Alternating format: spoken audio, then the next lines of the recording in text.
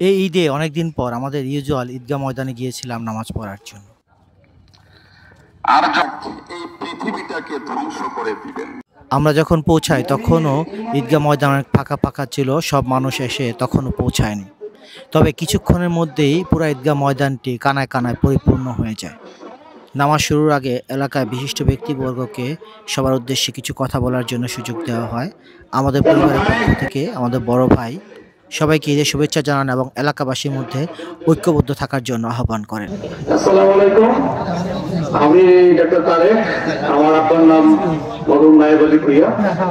আমি একজন আইসিইউ বিশেষজ্ঞ, ঢাকা মেডিকেল কলেজে অ্যাসিস্ট্যান্ট রেজিস্ট্রার হিসেবে কর্মরত আছি। তো এই হীরাপুর ঈদগাহ আসলে আমাদের এই অঞ্চলের মানুষের জন্য ঐক্য, ভ্রাতৃত্ব এবং সম্প্রীতির একটা প্রতীক।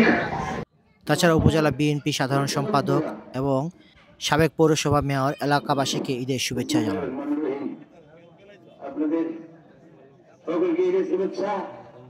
নামাজ শুরুর আগে আগে ইমাম সাহেব সবাইকে নামাজ পড়ার পদ্ধতি আরেকবার বর্ণনা করেন। যেহেতু বছরে মাত্র 2 বার ঈদের নামাজ হয়, ফলে অনেক মানুষই নামাজের পদ্ধতিটা ভুলে যায়। ইমামের পিছনে সৈয়দ তকবীরের সাথে ঈদুল ফিতরের নামাজটি আমরা পড়লাম, পড়ব বিসমিল্লাহ আল্লাহু আকবার, আল্লাহু আকবার বলে তাকবীর পড়বেন, ইমাম সাহেব তাকবীর পড়বেন, তার সাথে সাথে আপনারাও পড়বেন।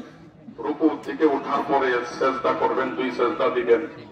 জামা আরেকজনের জামার সাথে যেন ধাক্কা খায়, এইভাবে চেপে দাঁড়ানো, কাঁধের সাথে কাঁধ মিলে দাঁড়ানো।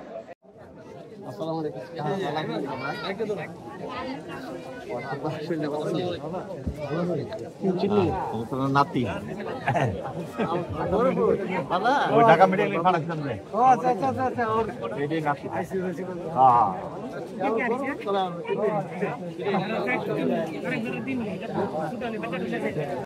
মেডিকেল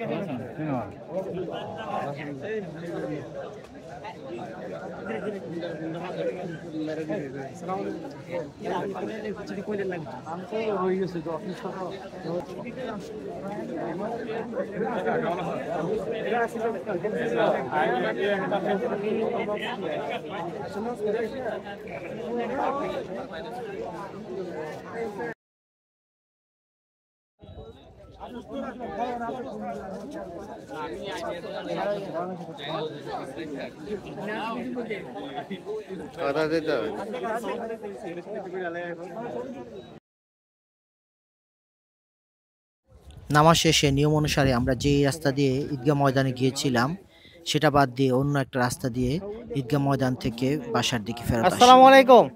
এর ফলে লাভ যেটা হয় সেটা হচ্ছে ম্যাক্সিমাম মানুষের সাথে আমাদের হয় ঈদগাহ ময়দানে যাওয়ার সময় অথবা ফিরে আসার সময় কোথাও না কোথাও দেখা সাক্ষাৎ হয়ে যায়। নামাজ শেষে সবাই তাদের পারিবারিক গোরস্থানে যান, আমরাও আমাদের পারিবারিক গোরস্থানের দিকে রওনা দিয়েছি।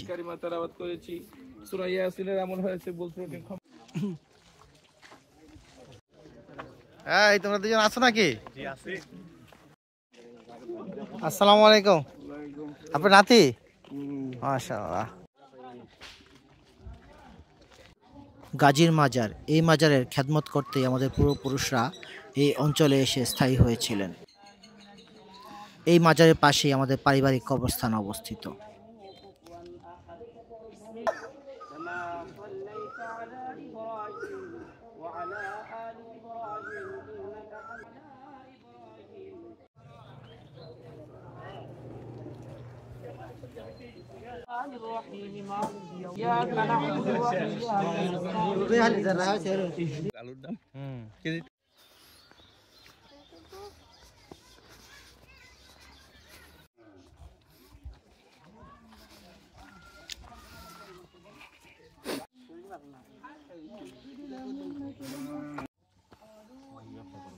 رب ارحمهما كما ربياني صغيرا رب ارحمهما كما ربياني صغيرا ربنا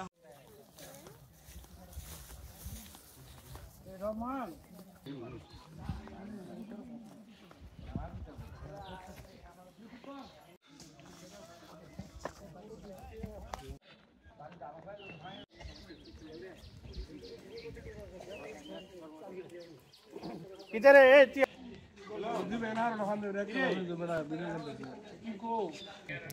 নামাজ শেষে আমরা সব আত্মীয়রা জড়ো হয়ে একসাথে দুপুরে খাওয়া দাওয়া করি।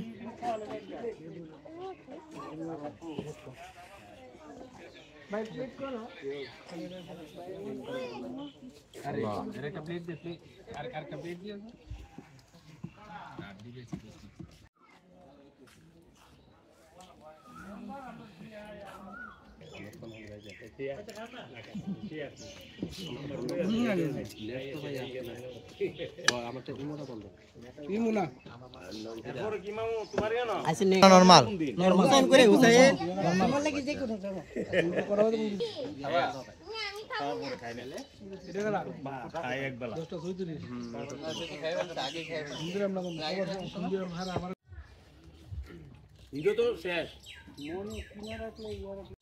তারপরের অংশটা ছিল বাচ্চাদের জন্য। সব বাচ্চারা এবার পর্যাপ্ত পরিমাণ ঈদের সালামি পেয়েছে।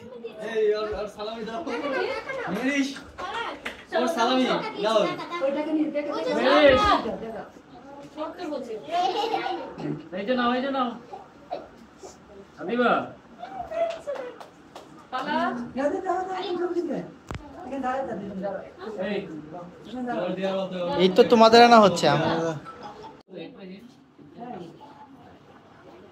ইব্রাহিম পাইছে, এলিন তার ইনকাম করা সালামি থেকে আমার মেয়ের ইসকে দিল। তুমি এখানে দাঁড়াও, দাঁড়াও, এই তাসলিম দাঁড়াও, এই দাঁড়াও, এখানে দাঁড়াও। এই তুমি ফালাকি টাকা কোথায়? এই তোর টাকা কোথায়? ফালাকি টাকাগুলো কোথায়? নিয়ে আসো টাকাগুলো নিয়ে আসো। ফালাকি টাকাগুলো কোথায়? বাবা তোমার টাকাগুলো কোথায়? মার কাছ থেকে নিয়ে এসো, যাও। মার থেকে নিয়ে আসো, মার থেকে নিয়ে আসো। তুমি নিয়ে আসো, মার থেকে দাও। মোর টাকাগুলো নিয়ে আসো, মার থেকে। মাত্র 20 টাকা পাইছো তুমি? সবগুলা নিয়ে এসো, সবগুলা।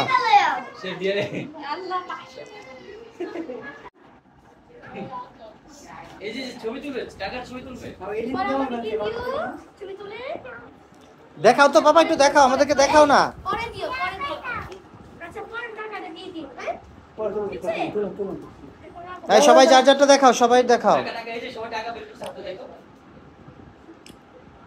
তুমি পেয়েছো, তুমি পেয়েছো। দেখি তোমারগুলো কই? আমারগুলো তো নিয়ে গেছে। বের করে দেখাও তো বাবা, একটু দেখাও তো দেখি। একটু দেখাও, আমাকে দেখো তো। এই টাকাটা যেন পড়ে গেছে, না না না।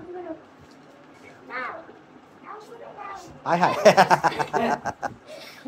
তো দেখি তুমি কত পেয়েছো, দেখি মেরিস আচ্ছা পরে কত পেয়েছো দেখি। দিয়ে দিও টাকা। তুমি একটু বের করে দেখাও আমাদেরকে। আমাকে দেখাও, আর আছে, আরে দেখাই। যেগুলো দেখাও, এগুলো দেখাও। এগুলো পেয়েছো। হ্যাঁ, এই যে, হ্যাঁ। সবচেয়ে বেশি পেয়েছো? আমাকে দেখাও, তুমি দেখাও। সবচেয়ে বেশি পেয়েছে কে? মেরিস না না, ইলেন। পাস করো, পাস করো। হ্যাঁ, ইলেন। এই যে আদি গুড গুড গুড। এবার টাকাটি আমারে দিয়ে লাও। কোথায় যাও বাবা, কোথায় যাও, কোথায় যাও, কোথায় যাও, কোথায় যাও?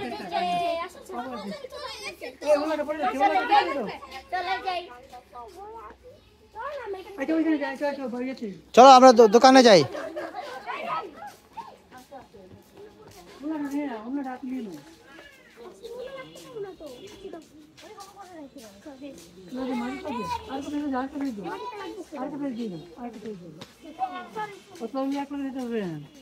না শোনো, এই যে তোমাদেরকে আমি চিপস খাওয়ালাম, এটা খাওয়ালাম, এটা কি প্রমাণ হলো যে আমি একজন বিশ্বস্ত লোক? এখন তোমরা তোমাদের সব সালামিগুলো আমাকে দিয়ে দাও। এই টাকাগুলো নিয়ে আমরা ব্যবসা করবো, বুঝছো? পরে তোমাদেরকে অনেক বেশি লাভ দেওয়া হবে। কি তোমরা কি রাজি আছো? অবশ্যই সত্যি, প্রতি মাসে মাসে দ্বিগুণ হবে তোমাদের ইনকাম। তোমাদের এই টাকা দিয়ে আমরা মালয়েশিয়ার স্বর্ণের খনিতে বিনিয়োগ করব। মাসে মাসে দ্বিগুণ হবে টাকা। যা দিবা 1 মাস পর পর ডাবল পাবা। রাজি আছো? ওই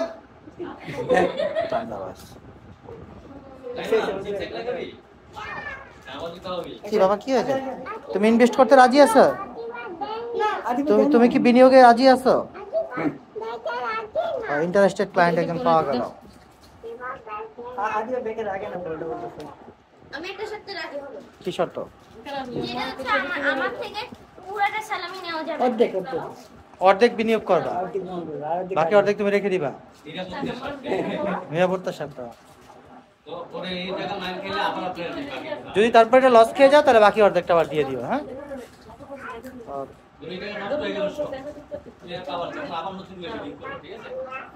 শোনো, তুমি তোমার অর্ধেকটা রেখে দিতে পারো, কিন্তু যত বেশি বিনিয়োগ করবে তত বেশি লাভ। তোমার যে অর্ধেকটা রেখে দিবে এটা থেকে তো লাভ আসবে না। তোমার উচিত সব বিনিয়োগ করা, পারলে নিজের পকেট থেকে কিছু টাকা দিয়ে দেওয়া। তাহলে তোমার আব্বু আম্মুর থেকে নিয়ে হলেও বিনিয়োগ করো, কারণ এখনই তোমার বিনিয়োগ করার বয়স। কারণ শিয়াব একজন ইকোনমিস্ট হিসেবে তুমি কি মনে করো? টাকা চুরি করার গান্দা হিসেবে এটা সেরা। বুঝা ভালো লাগছো? শিখলা করছি গা। আপনার কাছ থেকে সাবাস।